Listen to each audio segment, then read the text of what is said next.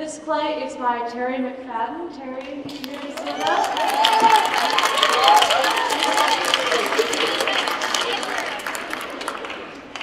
We chose Terry's play to read because she does a wonderful job of using subtext in her dialogue. And subtext is basically when a person says one thing but means another.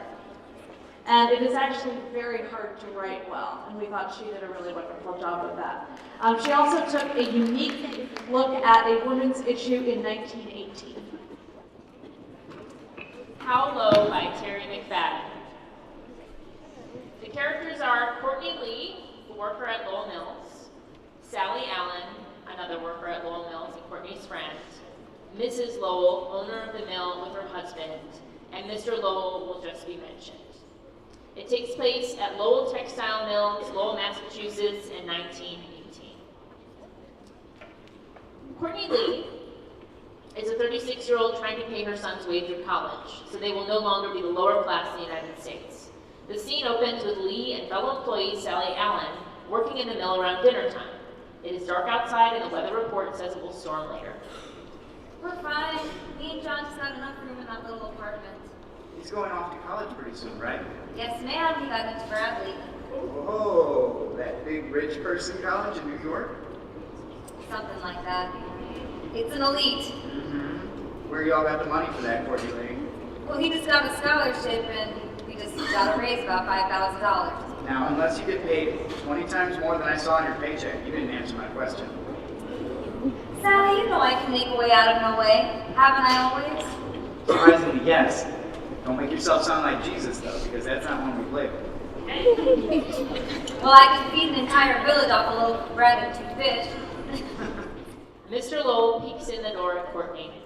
Courtney and Sally stop and stare at Mr. Lowell.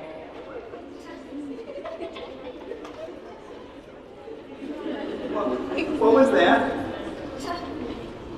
What was that, Courtney? Nothing worth mentioning.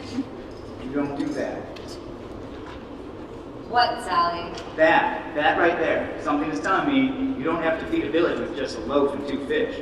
If I didn't, would that be so bad? That having a struggle has never sounded like a problem to me. You gotta be careful with that, Courtney. You got a lot at stake. Don't think that much into it. I just gotta do what I gotta do. He has a wife, though. They can blackball John from everywhere and every profession there is. What are you gonna do when she finds out? How would she find out? Answer the question. Answer mine. If you tell, why would you tell? You know I don't. Courtney, I'm not the one you have to worry about right now. She is. She never leaves the house unless it's for tea or brunch. She would never come to the... Mrs. Lowell enters the front door looking disgusted. What are you going to do now? Oh my goodness, what are you going to do? Courtney looks down silently. Are you okay? Act like it, even if you aren't okay. There are so many women in here, how would she know you're you? How would she know there is a you? She wouldn't. Good. Keep working. We need to draw any attention. Good evening, ladies. I'm heading out. I'll talk to you tomorrow. Wait! Just stay! Stay with me for a little while longer. I'll leave soon. No, I'll come with you now. Excuse me.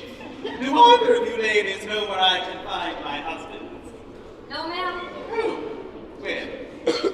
What is your name? Sally. Courtney Lee? Well, I've got to be getting home to those kids now. Good night, ladies. Bye. Well, Miss Lee, I'd like to speak to you. Will you step into my husband's office with me? I really have to get home, It will only take a second, and I'm positive you know what this is about. Courtney and Mrs. Lowell walk into the office. Mrs. Lowell closes the door. Courtney, I'm sorry. I didn't mean for you to find out. Oh, you say that to me, actually.